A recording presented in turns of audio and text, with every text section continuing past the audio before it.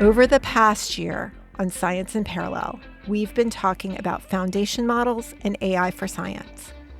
I'm your host, Sarah Webb, and this guest grapples with these issues on every level: fundamental software, real-world applications, and shaping AI policy.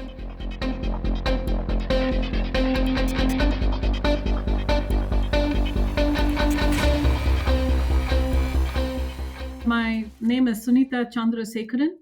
I'm the director of the First Aid AI Institute at the University of Delaware, associate professor of computer and information sciences at the university as well, and vice chairing the State of Delaware AI Commission. I first spoke with Sunita several years ago about a plasma physics collaboration. She'll mention it during our conversation.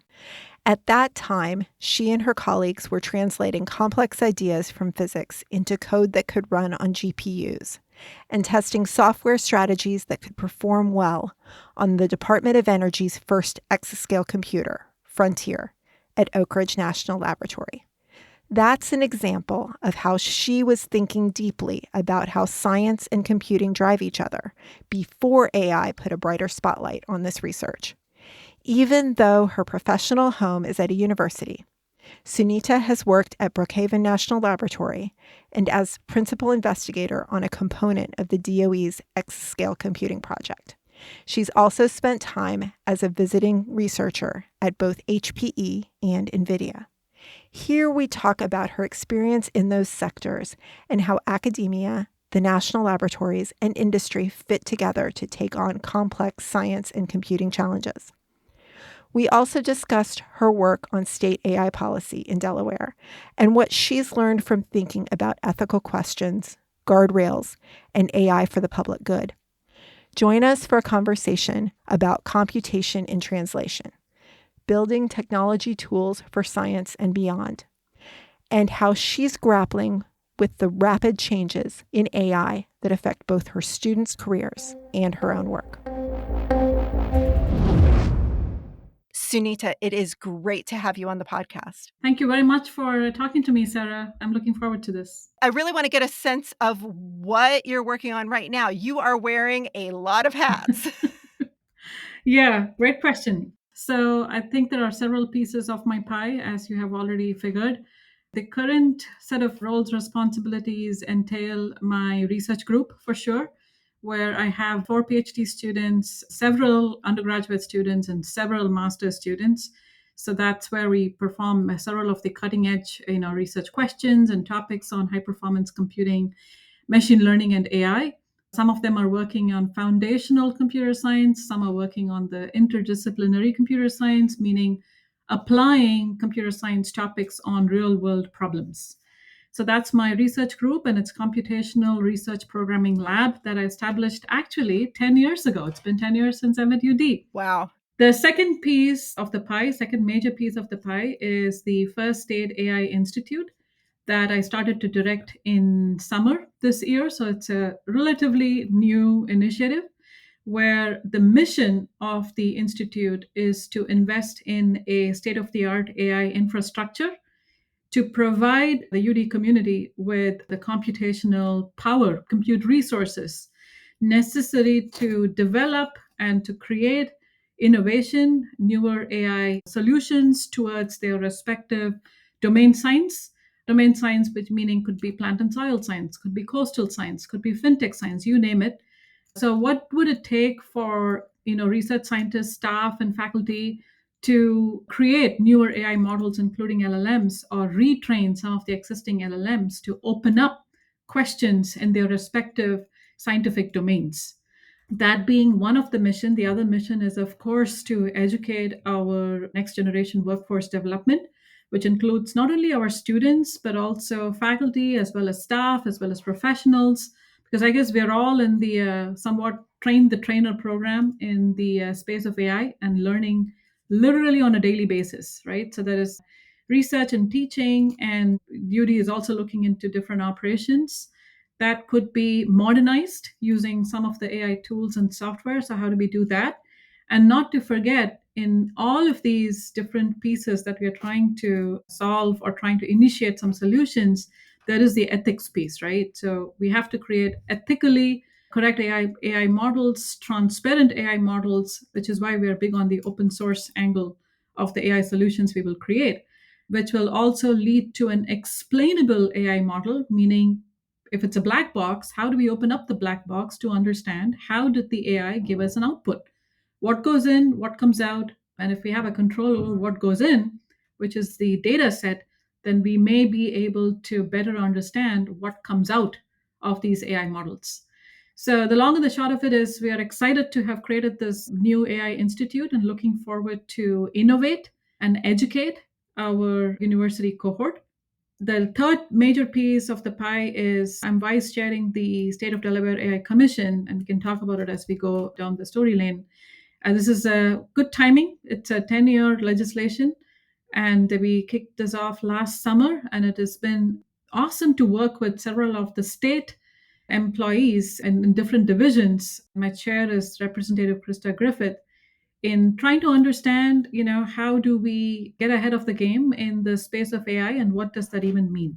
So these three are some of the major pillars and the different hats I wear on a daily basis. And constantly switching back and forth among them, I imagine. That's right. A lot of context switching. Yes. So, I mean, obviously, AI is probably about the hottest topic around in computing and science and the massive implications that you've been talking about. When did you realize how big and transformative AI was gonna be? And what has it been like to be in a field that now has this gigantic spotlight? Oh, that's a fantastic question, which I wondered myself about. I believe sometime around the time frame of 2023, 2024 is, in my humble opinion, that the space of where we are with AI just blew up. And the reason I'm indicating the particular time frame is University of Delaware had funded an AI Center of Excellence in 2022. And we had just then started, right? We were just trying to understand what does it mean. And back in 2022, I think the space was relatively quiet. And we started working with faculty of different disciplines across campus, and we started to solicit case studies from different disciplines and understanding what their needs are. By then, we were around 2023 ish. ChatGPT at the time, it was 1.0, 2.0. And then came all the other different models now that they have blown up, literally. And then we had departments like fashion technology, department like art, non-STEM, that started to want to be part of this and wanted help to build tools of very different types. And there were also education cohorts on campus that started to build AI tools that could be used by students and faculty in classrooms. So as we were around, say, mid 2024, where it was already starting to feel like, oh, can't keep up with this. So what's happening? And that led to proposing to UD another idea of this First AI Institute, which was literally the pitch happened last fall, 2024. And then it took off. So even with my core research group, we started exploring usage of large language models for software creation. And before we could finish using one LLM, you go back to the Hugging Face leaderboard, we would see 10 more LLMs popped up, and we landed up in a spot that we couldn't keep up, right? So it feels like a tremendous opportunity to be in this field at this moment.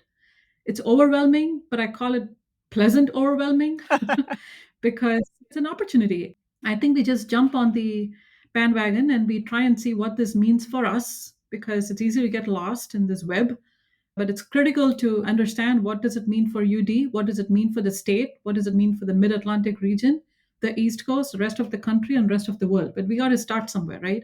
And here is where we are. So to me, this is just a fabulous opportunity, and I'm glad we are at the center of it. How are you thinking about LLMs or other types of foundation models in your own research? So, in our own research, we have started to look into or try and evaluate some of the LLMs, from the Hugging Face website. For example, Mistral, 7 billion instruct models. For example, Quen from Alibaba Cloud. DeepSeek, as that's another popular model of different parameters, right? Could be 7 billion, 33 billion, what have you. Code Llama and NVIDIA have their own, NVLM, and so on. So we created a new project around 2022, 2023 to try and evaluate the then models. And many of these models that I mentioned are, they have evolved over a period of just 1.5 years, to try and see how could they generate small test code, meaning C++, Fortran. How are these LLMs performing when we have it, generate test code? So that led to three publications where we were trying to evaluate. We are not pre-training, we are not training an LLM from scratch, but going down the list of potential LLMs trained on code and just turning it towards our purpose, right? And that alone has led to a lot of questions, a lot of metrics that we started to define to point fingers at the accuracy, because you're generating code, you want it to be 99% accurate. What does that mean, right? What is the definition of accuracy here? What are the metrics?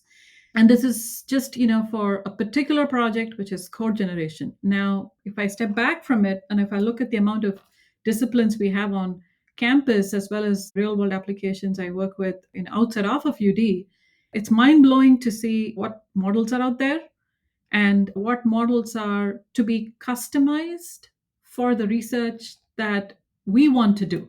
Because the catch is, there are models, but are they for you or are they for somebody else doing something else? I think those are some constant questions that we keep asking. So, overall, what are you most excited about regarding AI for science? I look at it as a tool that will help me create questions that I've never thought about. A very quick example is a plasma physics project we are working with the Helmholtz Zentrum Dresden-Rosendorf, HCDR, with the Dresden folks in Germany. They are a physics group, they are a computational science group as well. And there's a project that kicked off in 2019, and we are still at it, where it's a plasma physics code basically. And we were trying to use an invertible neural network, for example, to create a partial reconstruction of data sets and try to answer some questions. And those questions have never been answered before. Nobody has thought about this before. It's like mapping the output to the input, and it's an ill post problem, which means when an egg is scrambled, you can never bring the egg back to its original shape. It's impossible, right?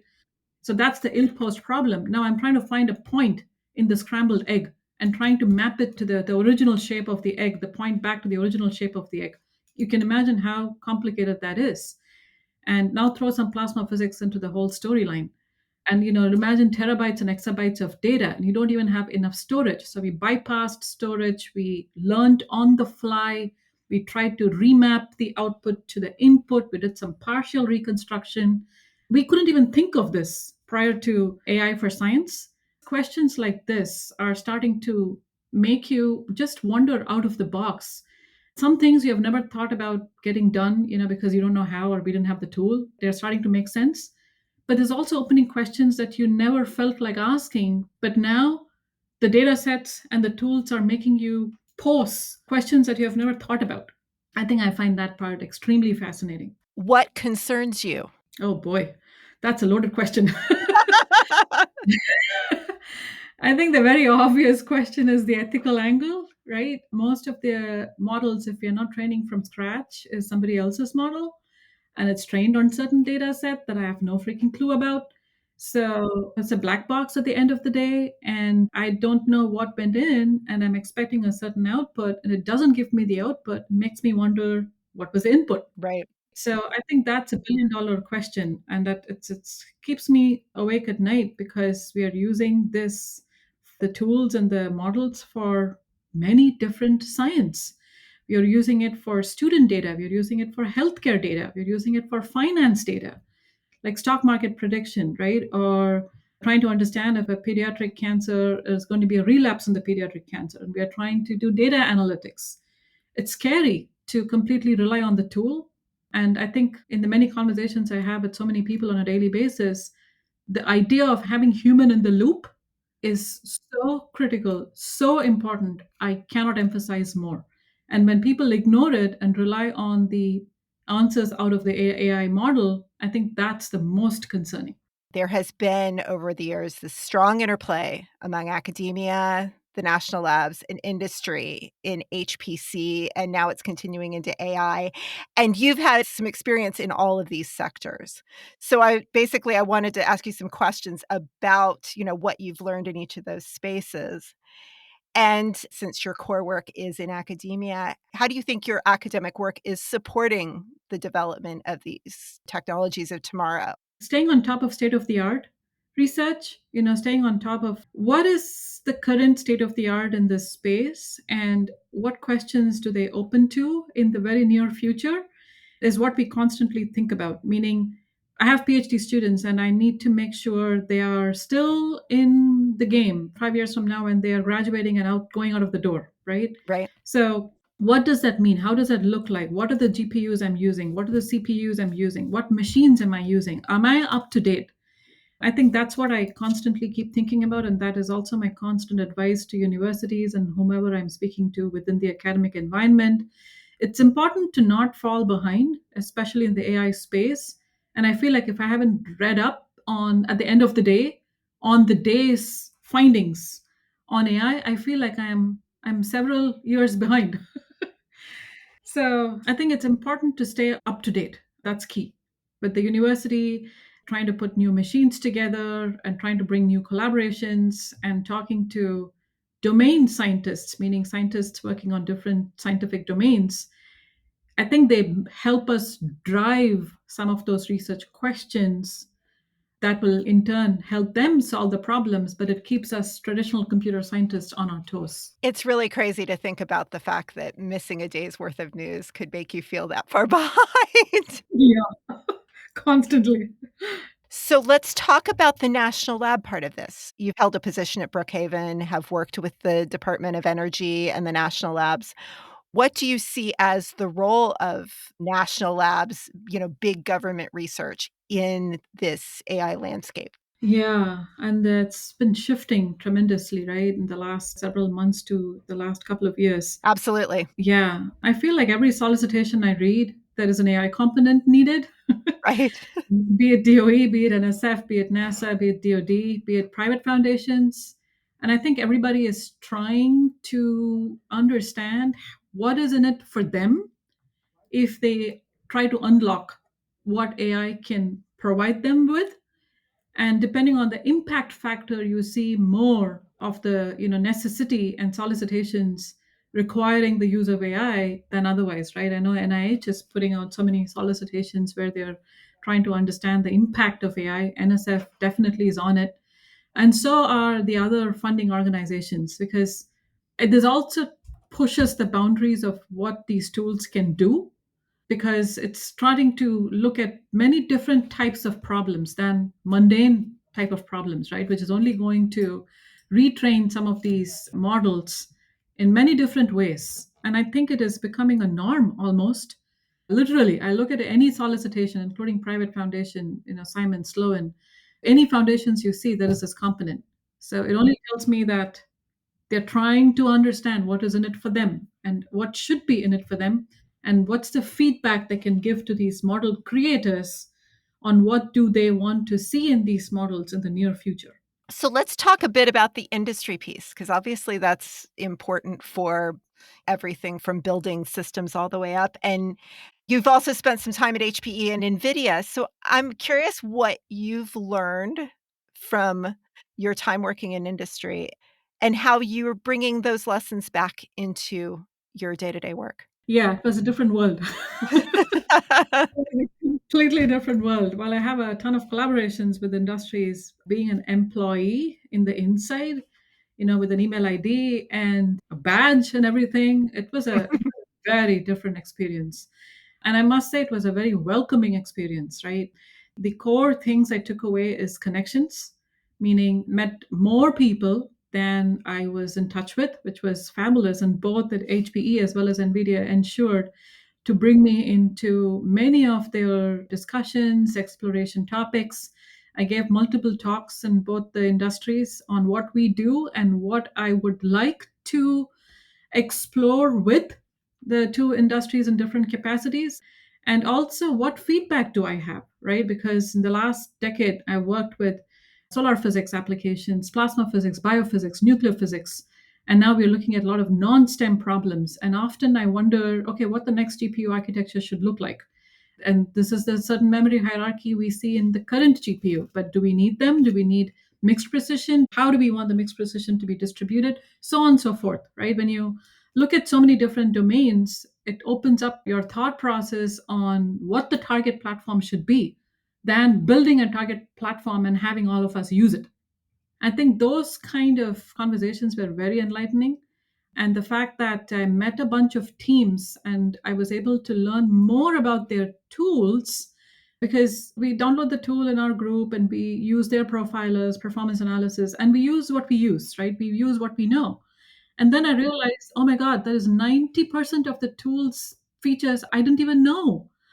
And now I find the tool even more cool because now I know it can answer more questions. And how the heck didn't I know about this, right?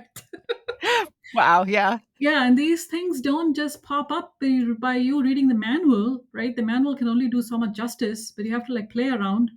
I think those parts I really loved because now I can bring it back to my group and say that, hey, you know what? This profiler can open up these many features. And then these wonderful students go open it up further and then come back and tell me, oh, did you know that there was this feature? I'm like, no, I didn't. So then we go back and forth. And some of the connections we made, we also started running workshops together. It's a Python workshop I run with one of the very good contacts in HPE, for example. That stemmed out of this meeting with them. And again, like I gave a bunch of talks in both the industries, and a lot of questions came up out of those talks and think differently. NVIDIA was phenomenal. I went to their headquarters in San Jose and met with architects, met with their fellows, met with their research groups.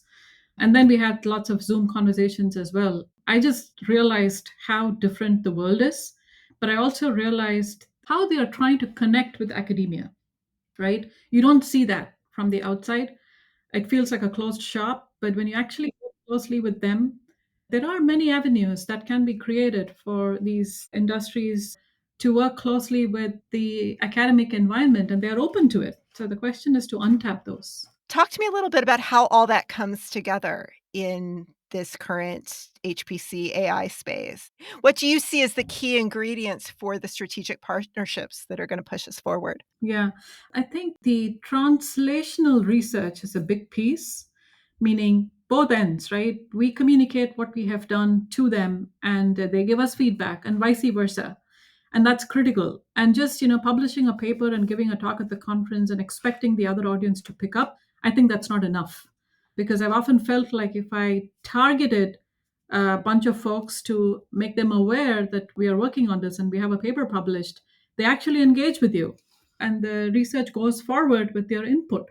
So this translational angle between the academic and the labs and the industries is key, and the communication is very, very critical. Career pathways that have been established, and there's a pretty good career pathway. There is Sully program by DOE for recruiting undergraduate students.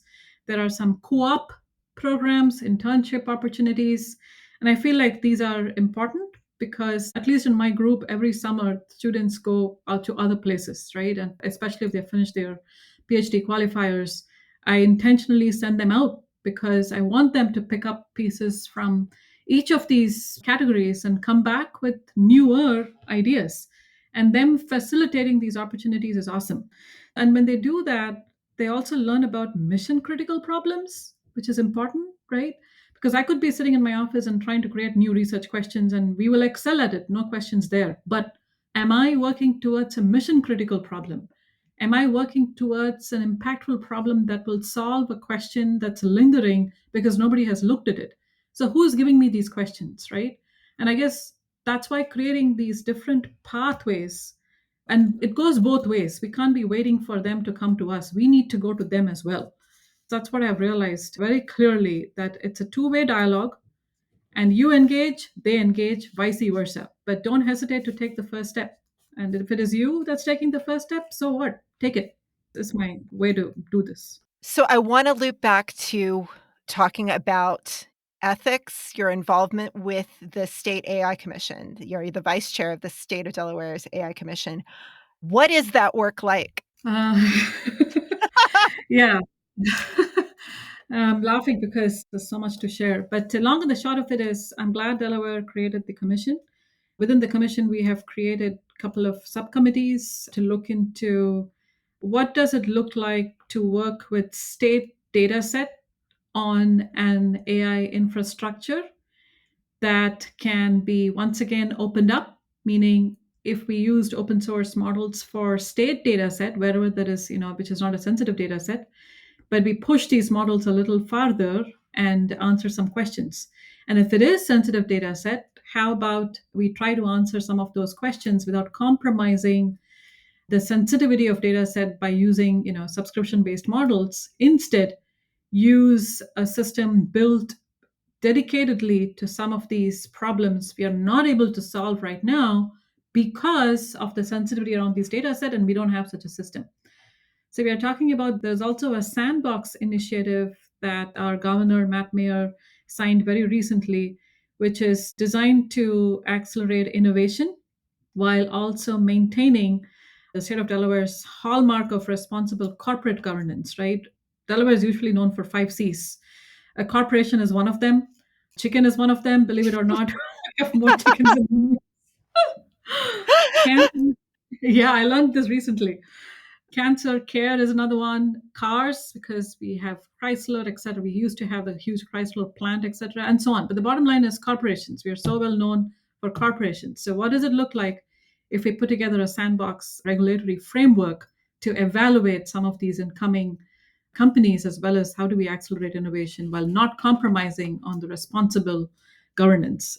There's also a training subcommittee, as critical as it sounds, where a bunch of folks are looking into how do we train Delaware employees, professionals, what does the training look like? Again, it's an ocean and you can start from anywhere. And also, state of Delaware signed certification opportunities with OpenAI very recently, and it's public news. Also, Google works with the Small Business Development Corporation as well. So there's a lot of these big tech companies that are trying to engage with the state of Delaware. I ran a hackathon in August, which was fintech themed, and we had Google, Databricks, NVIDIA boots on ground offering platform as well as mentor. But the state was also very interested to see what we could do for the state case studies. That's another, round of hackathon which we will be doing sooner than later, TBD details. But what does it look like to bring state data set? So yes, I'm glad there is a commission in place, lots of critical initiatives like the model sandbox training subcommittees with a goal to upskill, reskill professionals in the state in their respective divisions, like take labor, take transportation, take DTI, take homeland security. Everywhere there is pocket of data waiting to be analyzed and modernized. A quick note: DTI is Delaware's Department of Technology and Information, and we'll have links to more information about these state-level AI projects in our show notes at scienceinparallel.org. So the challenges are manifold, right? As a commission, you can provide guidelines, you can't do stuff. So I have to often remove my doer hat on, which is very complicated, very challenging, but I have to put that aside and only think in terms of policies and guidelines. It's a learning platform, but we have been moving very fast, and it's not even a couple of years since a commission has been created. So, wearing that policy hat, how does now having to think in that way part of the time, how has that shaped how you then go back and think about the fundamental software-based research that you're working on and thinking about? Yeah, I think that's an evolving question. I'm starting to realize what are the different problems the state is trying to solve, whom they're working with, whom we should be working with, what is a technology and innovation entity or unit in the state, what do they do?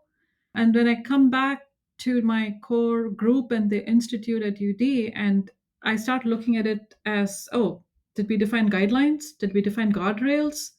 Did we define a framework? Do we have a body of people thinking about this? Or are we just doing this ad hoc? Right? So the commission makes me think towards structuring some of the things we would just do. I think that's the positive angle that I can leverage from the commission because it's a policy, right? Mhm. But Many things we do because we want to do it and we want to see what the outcome is and we just go do it. But then did we think about the guardrails, right? Did we think about the regulation?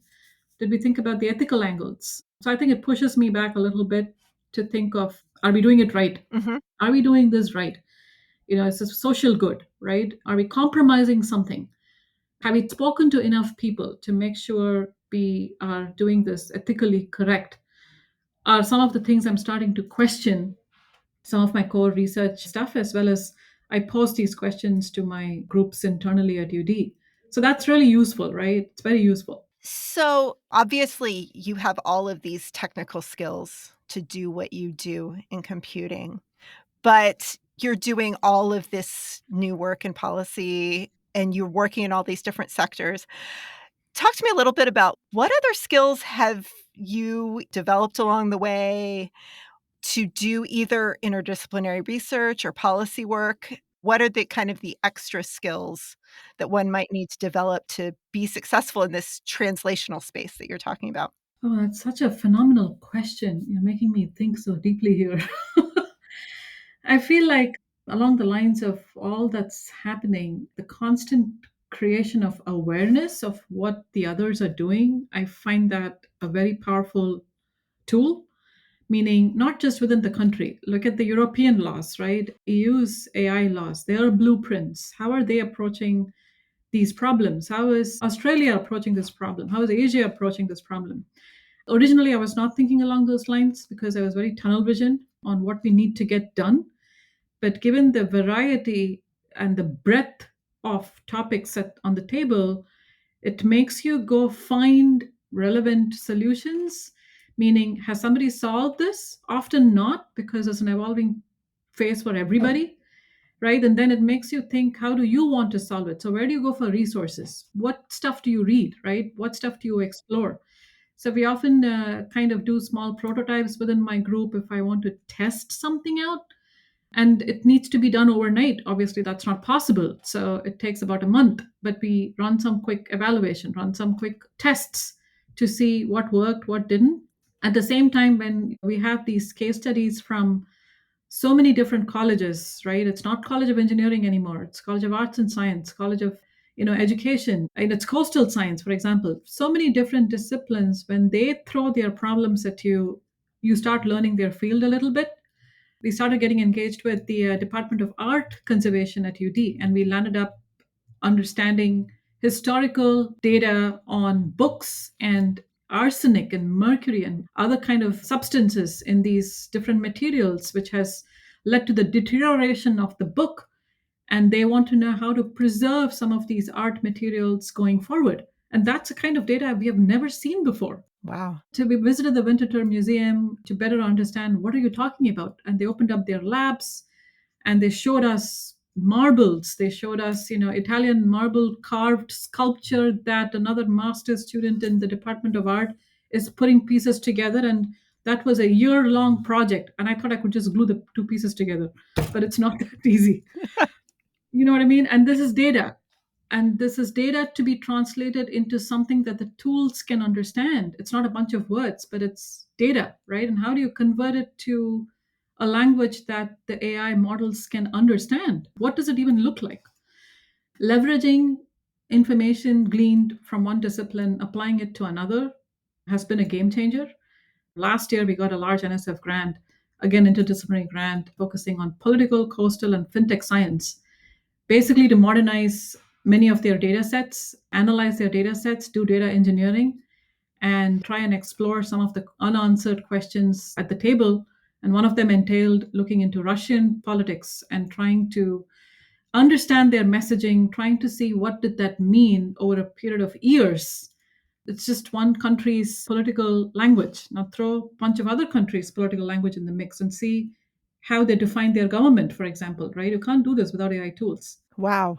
Yeah, so just trying to learn the other side of the coin, which is not computer science, is, call it science communication, call it just learning a different discipline and bringing it back to your field.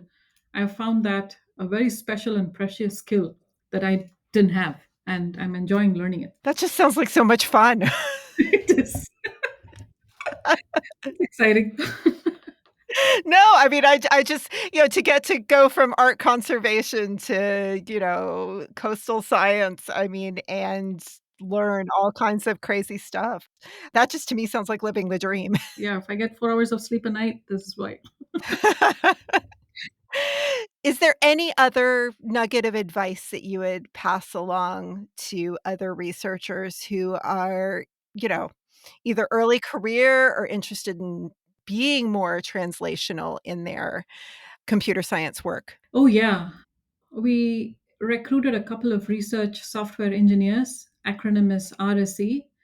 And I think that defines this kind of profession. You apply software engineering on research. It could be anything, right? Software engineering skills applied towards any research domain, and also vice versa. And funnily enough, and maybe it is not funnily enough, maybe it's technically enough, the two RSCs I recruited for the NSF project are physicists. You would think they were computer scientists, they are not. And just the twist of how we recruited two physicists to work on software engineering problems already speaks volumes of what you want to prepare yourself for, right? This is the interdisciplinary science field. That does not mean looking into newer algorithms, looking into newer software techniques is any less critical. But I think the very important thing, or at least this is what I tell my students, is to be aware of what is coming a year, 2 years from now. It's easy to look behind, look back. It's very difficult to look forward because you don't know what's coming. But you have data from the last many years of what has come up. So you're not shooting in the dark, right? You're still going to miss many, many points. But what are we looking at in 2028 in the AI space? What is it going to look like? Have you imagined it? Have you thought about it? All of us will have crazy ideas depending on our background, but can we envision that into a reality? Can we turn this to our advantage, but carefully, with humans in the loop? What are these crazy problems that we can solve looking ahead? And what are the innovations we need to do along the way? So, whom should we speak to? Who are the point people? And what is a variety of point people? I always love to have multiple mentors, role models, because I think that's what has helped my career, because different people have different things to bring to the table. And then you have a bucket full of ideas from people with various backgrounds. And now you can think about what it means for you. So, yeah, I don't know if it helps, but that's 2 cents. Well, I think that's a great way to wrap up. Sunita, thank you. This has been such a pleasure talking with you today. Thank you, Sarah, very much. Your questions were awesome. That made me think so hard and so deep. So I appreciate your questions a lot. Thank you very much.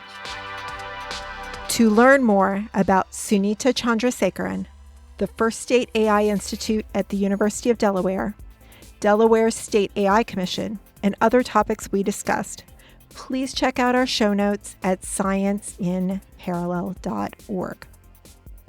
Science in Parallel is produced by the Krell Institute and is a media project of the Department of Energy Computational Science Graduate Fellowship Program.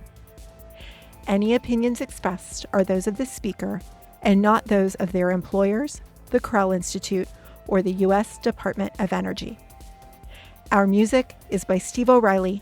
This episode was written and produced by Sarah Webb and edited by Susan Fallett.